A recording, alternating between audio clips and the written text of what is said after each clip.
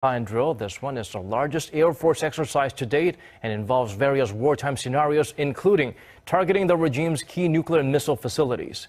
Kim Hyun-bin starts us off with how the allies are speaking to Pyongyang using a language the Hermit Kingdom clearly and easily understand, a massive show of force.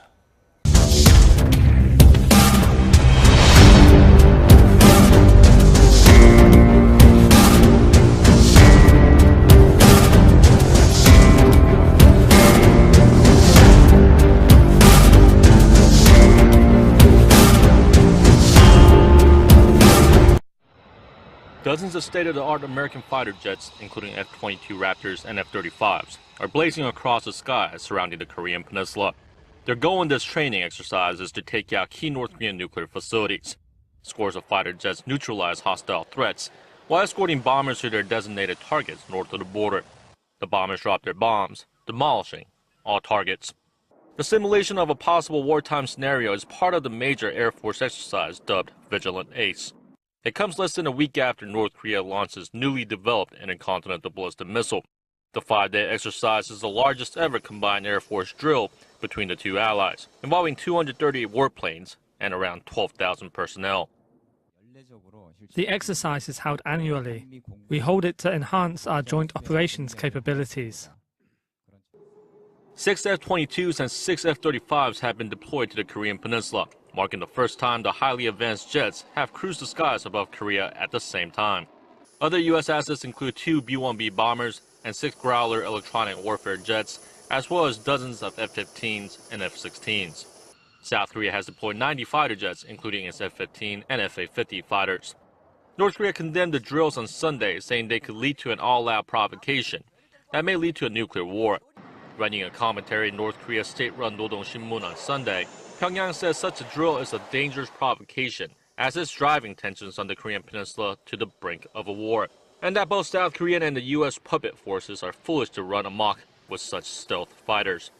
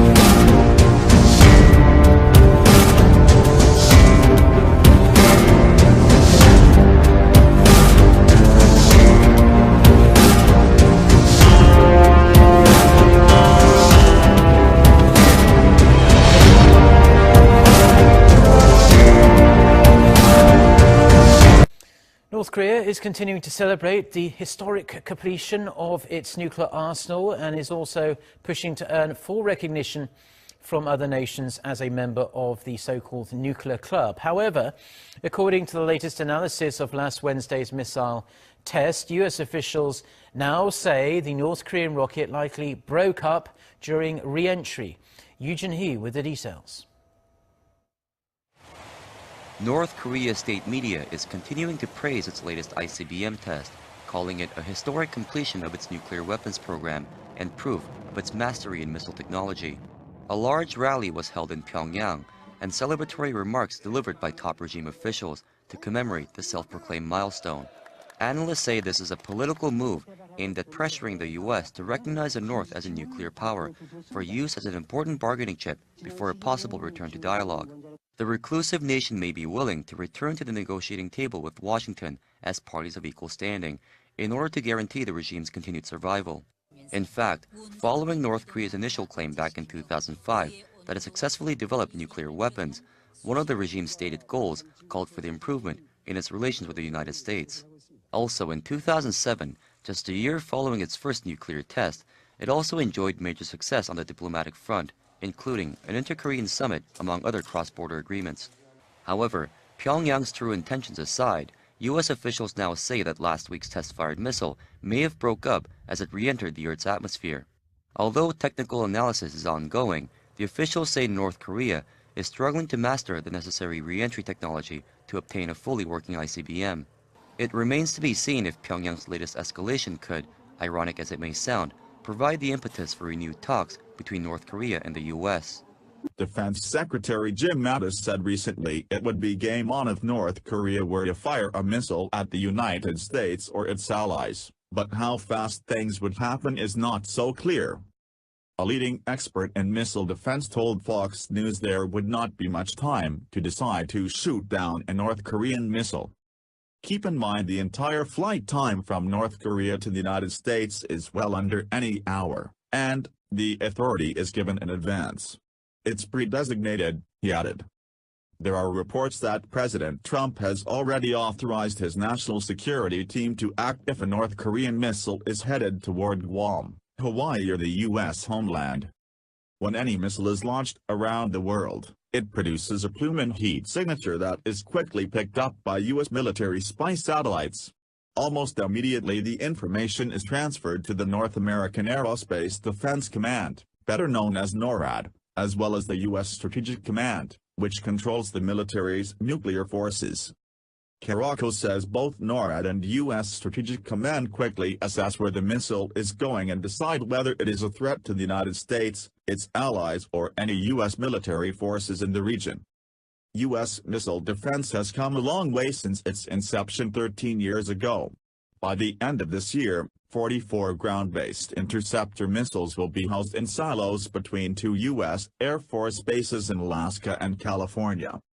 The last 2 tests of the ground-based interceptors have been successful despite a spotty track record previously. I'm very confident that this system can and will defend the homeland if attacked, said the former head of the U.S. Missile Defense Agency, Vice Admiral James D. Syring. But even this new technology needs improving. Today's kill vehicle from the interceptor missiles dates back to the 1990s, according to Caraco. To protect South Korea and the U.S. territory of Guam, the U.S. military has deployed the THAAD anti-ballistic missile system. Right now THAAD, Terminal High Altitude Area Defense, is only operated by the United States military, but there are only a few systems available to deploy. The United States has only about 5 or 6 THAAD batteries for the world, said Caraco. The United Arab Emirates has 2 THAAD batteries and the Saudis have announced they will be purchasing 7 batteries, Caraco said. THAAD is a perfect 15 for 15 over its lifetime in controlled tests to destroy short or medium-range ballistic missiles, including 2 recent tests from Kodiak, Alaska which shot down ballistic missiles over the Pacific. THAAD missiles intercept ballistic missiles when they re-enter the Earth's atmosphere. But Caraco says the THAAD battery currently deployed to South Korea is only finite. THAAD will not protect the 25 million people living in and around Seoul, but it will buy the military time to strike back, according to Caraco. North Korea has hundreds of missiles. The THAAD battery is not there to defend the entire peninsula, said Caraco. This is not about having a perfect shield and sitting there and playing catch. This week, the U.S. Army added 4 more launchers, over the objections of Russia and China, to join the 2 already in place, bringing the total now to 48 missiles to defend South Korea. Japan does not have the THAAD system. Sitting offshore are Aegis destroyers that are designed to shoot down ballistic missiles outside the atmosphere in space. Protecting Japan are Patriot missile batteries to provide a last-ditch protection should any missiles get through the Aegis warships deployed at sea. The aircraft carrier USS Ronald Reagan was put to sea this morning from Tokyo Bay for pre-planned training exercises at sea, according to the U.S. Navy. Separately, a ballistic missile defense warship will always be on alert near Japan. Defense Secretary Jim Mattis will join the president and the rest of the cabinet along with their families at Camp David this weekend.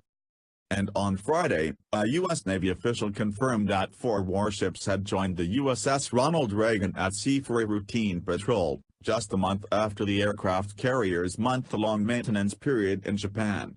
The official says that 2 of the 4 warships are ballistic missile defense ships capable of shooting down North Korean missiles. The 4 warships carry more than 100 Tomahawk cruise missiles among them. Ahead of a meeting with Kuwaiti Deputy Prime Minister and Defense Minister Sheikh Mohammed Al-Khalid Al-Hamid Al-Sabah at the Pentagon Thursday, Defense Secretary Mattis was asked by a reporter what would happen if North Korea fired a missile at the United States or threatened any